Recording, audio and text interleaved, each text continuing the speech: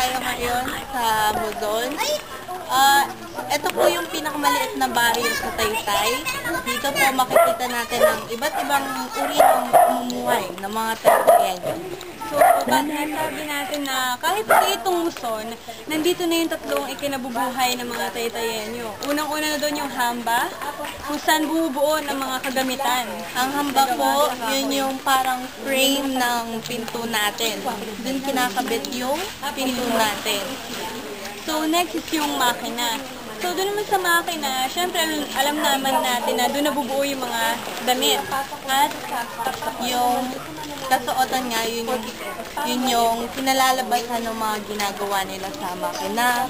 Ayun. So, ang nakakatuwa dito, nasa Luzon tayo, pinakamaliit na baryo sa Taytay, pero nandito yung tatlong yun.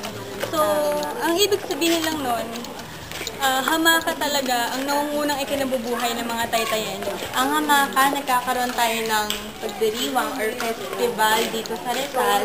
Ang tawag nga ay hamaka. Ang ibig sabihin ng hamaka ay hamba, katulad nga ng sinabi namin kanina, makina, at kasuotan.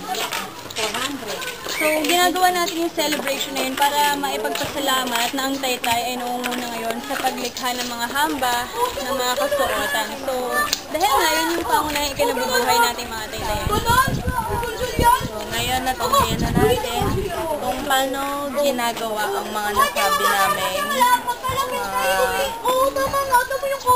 ginagawa dito sa Taytay. Ngayon,